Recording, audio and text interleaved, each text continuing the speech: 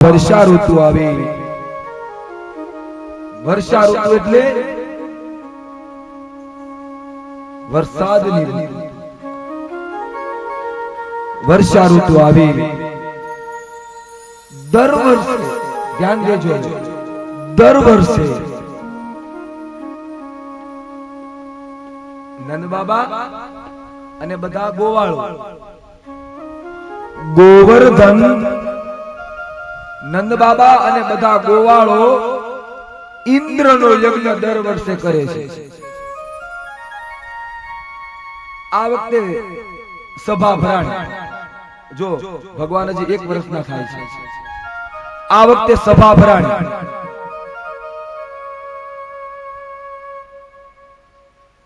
બાબા આ તમે શું કરો છો? એટલે નંદ બાબાએ પૂછ્યું, લાલા દર વર્ષે આપણે ઇન્દ્રનો યજ્ઞ કરીએ છીએ.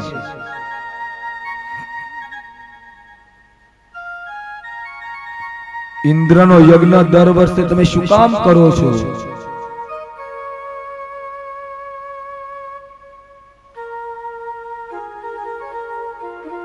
નંદ બાબાએ કીધું કે લાલા ઇન્દ્ર વરસાદ વરસાવે, વરસાદ વરસે તો અન્ન પાકે, અન્ન પાકે તો આપણે ભોજન લઈ શકીએ.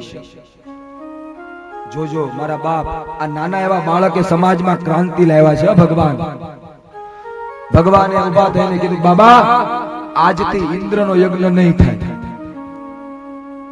કેમ? તમે એમ કહો છો ઇન્દ્ર વરસાદ વરસાવે, વરસાદ વરસે તો અન્ન પાકે, અન્ન પાકે તો બધા ખાઈએ. નહીં બાબા, યજ્ઞ કરવો હોય ને બાબા, ગિરિરાજ ગોવર્ધન નો કરો. યજ્ઞ કરવો હોય તો આ દેશની ગાયોનો કરો. યજ્ઞ કરવો હોય તો આ દેશના બ્રાહ્મણોનો કરો. ગિરિરાજ ગોવર્ધન એટલે પ્રકૃતિની પૂજા. ને મારા બાપ આપણને કોણ બચાવે છે? આ પ્રકૃતિ બચાવે છે. યજ્ઞ પ્રકૃતિ નો કરો. આપણને કોણ બચાવે છે? આ દેશની ગાયો બચાવે છે. યજ્ઞ કરવો હોય તો ગાયો નો કરો. ને મારા બાપ આપણને કોણ બચાવે? આ દેશના સાધુ સંત બ્રાહ્મણ થી આ દુનિયા ટકેલી છે. યજ્ઞ કરવો હોય તો આ દેશના સાધુ સંત બ્રાહ્મણ નો કરો. બાબા બાબા કોઈ કોઈને સુખ નથી આપતું, કોઈ કોઈને દુઃખ નથી આપતું. બાલકૃષ્ણ જે પરમાત્મા ક્રાંતિ લાવ્યા એના શબ્દ તો જો છે, સુખસ્ય દુઃખસ્ય ન કોપી દાતા. તમે કોને કે ઇન્દ્ર આપણને સુખ આપે છે? ખોટી વાત. સુખ અને દુઃખ આનો કોઈ દાતા નથી મારા બાપ. નિજ કૃત કર્મ ભોગ સબ ભ્રાતા. રામચરિત માનસમાં ભગવાન લક્ષ્મણ ને પરમાત્મા મર્યાદા પુરુષોત્તમ રામ કહે કે હે લક્ષ્મણ, કાવું ન કોવું સુખ કર દાતા. કાહું ન કોઈ સુખ દુઃખ કર દાતા. કૃત કર્મ ભોગ સબ ભ્રાતા.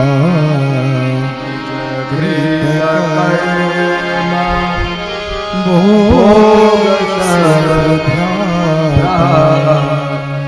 કોઈ આપણને સુખ નથી આપતું, કોઈ આપણને દુઃખ નથી આપતું. માણસ પોતાના કર્મથી જ સુખી થાય, માણસ પોતાના કર્મથી દુઃખી થાય છે. બાબા યજ્ઞ કરવો હોય તો ગિરિરાજ ગોવર્ધન નો કરો. યજ્ઞ કરવો હોય તો દેશની ગાયો. મારા બાપ ગાયોને મરતી બચાવજો. હા, ગાય છે ને એમાં 33 કરોડ દેવતાઓનો વાસ છે. અને ગાય છે ને એ વિશ્વની માતા છે. ગાવો વિશ્વસ્ય માતર.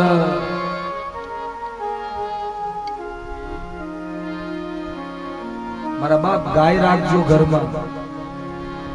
ગાયની સેવા કરજો. તો બાબા યજ્ઞ કરવો હોય તો યજ્ઞ કરવો હોય તો બ્રાહ્મણોનો કરો.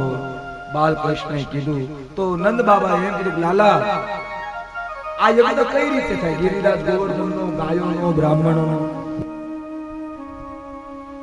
ભગવાને કીધું, બાબા સીધી વાત, સારી સારી વાનગી બનાવી ને આપણે બ્રાહ્મણોને બોલાવી ગિરિરાજ ગોવર્ધનને અર્પણ કર્યું. ગિરિરાજ પર્વત પાસે આપણે યજ્ઞ કરીએ, બ્રાહ્મણોને બોલાવીએ, ગાયોને શણગારીએ ને આપણે ધરેલો પ્રસાદ બ્રાહ્મણોને ને ગાયોને ખવડાવીએ. એનું નામ યજ્ઞ.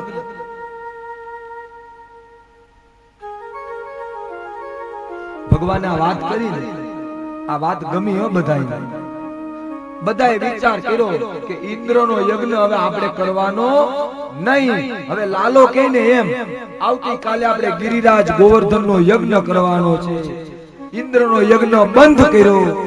આ બાજુ બધાએ પોતપોતાના ઘરે નવી નવી વાનગી બનાવવા લાગ્યા.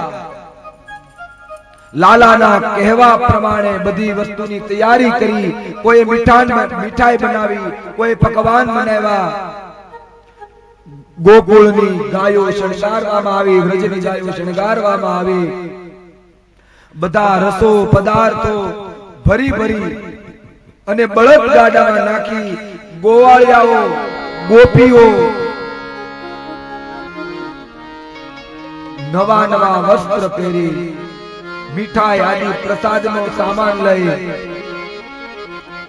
મંગલ ગીત ગાતા ગાતા ગોવર્ધન તરફ આવ્યા. ગાયોને સારું ખાવાનું આપ્યું. આજે વાછરડાના ગળામાં રવ એટલે ઘંટડી બાંધવામાં આવી. આજ એક નાનો એવો બાળક સમાજમાં જે ક્રાંતિ લાવ્યો છે બાપ, એ માટે જ કહું છું કે શ્રીમદ ભાગવત છે ને એ વ્યક્તિને શાંતિ અને સમાજને ક્રાંતિ આપનારો ગ્રંથ છે. આ સાંભળવાથી તમારા સમાજમાં ક્રાંતિ ચોક્કસ આવે બાપ. અરે સમાજમાં નહીં, શ્રીમદ ભાગવત સાંભળવાથી દેશમાં ક્રાંતિ આવે, રાષ્ટ્રમાં ક્રાંતિ આવે.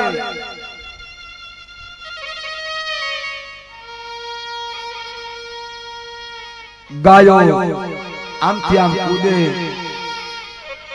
બ્રાહ્મણો યજ્ઞ કરે. ગિરિરાજ ગોવર્ધનની પાસે આવ્યા. બ્રાહ્મણો વેદ ઘોષ કરે, ગિરિરાજની પૂજા કરી. પર્વતની ગિરિરાજની આગળ અન્નકૂટ ધરાવવામાં આવ્યો. જેટલા પ્રકારના સામગ્રી જે લઈ ગયા હતા ને એ ગિરિરાજ ગોવર્ધનની આગળ ધરાવવામાં આવી. કારતક સુદ એકમ 9 વર્ષ અત્યારે આપણે જે ઉજવીએ એ દિવસે ગિરિરાજ ગોવર્ધનની આગળ બધી વસ્તુ ધરાવવામાં આવી. બ્રાહ્મણોએ ગોવર્ધનને જમાડ્યા.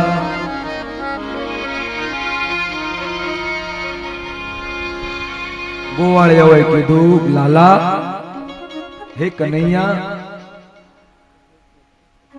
આ ગોવર્ધન ખાશે તો ખરા ને આપણી આ બધી વસ્તુ એની આગળ મૂકી. કાનાઈ પર્વત છે, ખાશે તો ખરા ને. ભગવાને કીધું કે હે સખાઓ, આને તમે પર્વતના રૂપે જોહો ને તો આ નહીં ખાય. આને તમે સાક્ષાત ગિરિરાજ ભગવાનના રૂપે જોહો ને તો તમારો પ્રસાદ ભગવાન આવી અને સ્વીકારશે. આને ગિરિરાજ ગોવર્ધનના રૂપે જોજો. આ બાજુ ગોવાળિયાઓએ અને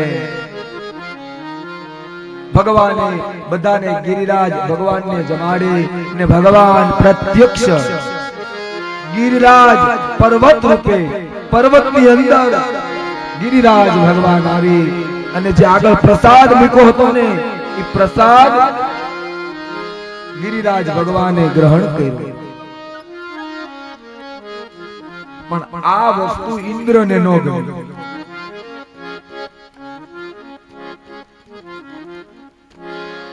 કેમ ગમે મારા બાપ? દર વર્ષે હપ્તો મળતો હોય, પછી હપ્તો બંધ થઈ જાય તો એને ગમે કે ન ગમે? ન ગમે ને. બહુ સીધી વાત, તમે સમજો છો, ગુજરાતી ભાષા છે. ન ગમે. એની જેમ ઇન્દ્રનો દર વર્ષે યજ્ઞ થતો, આ વખતે યજ્ઞ બંધ થઈ ગયો એટલે ઇન્દ્રને ક્રોધ આવ્યો. ઇન્દ્રને સહન ન થયું. સાર્વંતક નામના મેઘગણને બોલાવ્યો. સાર્વંતક, જી સરકાર હુકમ. હજી બધા ગિરિરાજ ગોવર્ધન પાસે પ્રસાદ લેવાના બાકી છે. તું જા ને એવો વરસાદ વરસાવ, એવો વરસાદ વરસાવ કે આખું ગામ પાણીમાં ડૂબી જાય અને પેલો છોરો પણ પાણીમાં ડૂબી જવો જોઈએ. જી સરકાર, જેવી તમારી આજ્ઞા. ને જા. હજી તો બધા આ બધું પ્રસાદ લેવાની તૈયારી કરે તા જે આકાશમાં સૂર્ય તપતો તો ને, ઓટોમેટિક વાદળા થવા લાગ્યા, ધીરે ધીરે અંધારું થવા લાગ્યું.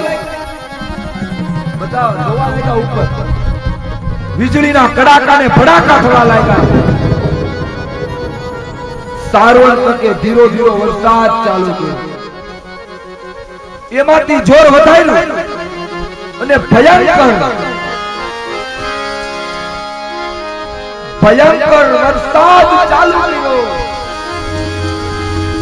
આટલો બધો વરસાદ કે જ્યાં બધા ખાવાના બાકી હતા, ગોવાળીઓ બોલવા લાગ્યા. ઇન્દ્ર કોપાયમાન થયા, ભાગો ભાગો. ઘણા ગોવાળીઓ એવું બોલવા લાગ્યા. હું કેતો તો ને, આ નંદના છોરાની વાત ન માનો. જો હવે શું હાલત થયા. સાર્વંતકે જેટલું બળ હતું એટલું બળ વગાડી અતિ ભયંકર વરસાદ, વીજળીના કડાકા. થોડી વારમાં તો આખું વૃંદાવન પાણીમાં ગરકાવ થઈ ગયું. હવે કરવું શું? બધા ગોવાળિયાઓ આવ્યા. હવે શું કરવું? એક કામ કરીએ. આ ગિરિરાજ ગોવર્ધનની પૂજાની સલાહ કોણે આપી હતી? કૃષ્ણ. હવે આપણે એના શરણે જઈએ. લાલા, તે કીધું આપણે આ કર્યું, હવે શું કરીશું? ભગવાને કીધું એમાં શું થઈ ગયું? આપણે ગિરિરાજ ગોવર્ધનની પૂજા કરી, આપણે એના શરણે જઈએ. ભગવાન બધાને સાથે લઈ ગિરિરાજ ગોવર્ધન પાસે ગયા. બધાએ બે હાથ જોડી નમસ્કાર કર્યા. આ બાજુ ભગવાને નમસ્કાર કર્યા. ભગવાન વાકાવેલા. જેમ નાનો બાળક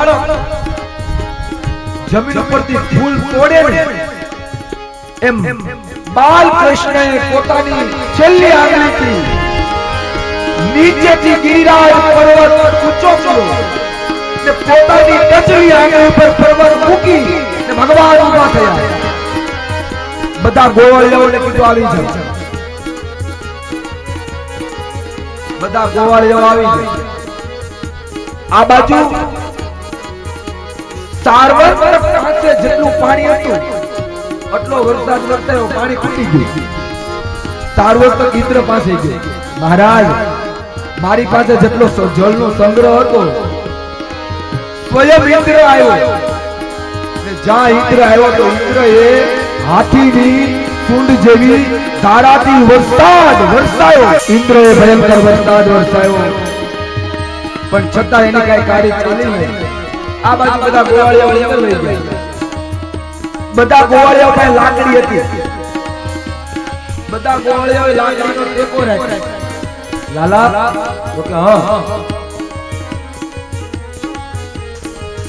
તું ક્યારનો તે આંગળી પર પર્વત ઉપાડ્યો છે ને, એક કામ કર, અમે લાકડી રાખી છે, તું આંગળી ઘડીક લઈ અને આરામ કરી લે. ભગવાનને એમ થયું કે આ ગોળીઓના મનમાં એવું છે કે આ ગિરિરાજ લાકડી ઉપર ટેકો છે. ભગવાને કીધું કે હું આરામ કરી લઉં. તો હા હા તું થોડી વાર આરામ કરી લે, લાકડી રાખી છે. ભગવાને જા થોડી આંગળી નીચે કરી, બધી લાકડી તૂટી, ગોળીઓ દબાવા જાય ત્યાં ભગવાને પુનઃ પાછો કર્કવશ દ્વારા ગિરિરાજ ગોવર્ધન 7 કોષનો ગિરિરાજ ભગવાને 7 દિવસ માટે ને એ પછી ડાબા હાથે મોરલી કાઢી, ભગવાને ડાબા હાથે વેણુ વગાડી અને વેણુમાં એવા છીલ, એવા પ્રાણ પીડા, એવી વેણી વાગી કે વેણુના સૂરથી પર્વત ઉભો રહી ગયો. 7 દિવસ સુધી ભગવાને ગિરિરાજ પર્વત હાથની આંગળી ઉપર ધારણ કર્યો ને બધાએ જય ઘોષ કર્યો. બોલો ગિરિરાજ ભગવાન કી જય, ગિરિરાજ ધારણ કી જય. ભગવાને ગિરિરાજ ગોવર્ધન ટચલી આંગળી ઉપર ઉપાડ્યો ને એ પછી ઇન્દ્રના અભિમાનનો ભગવાને નાશ કર્યો.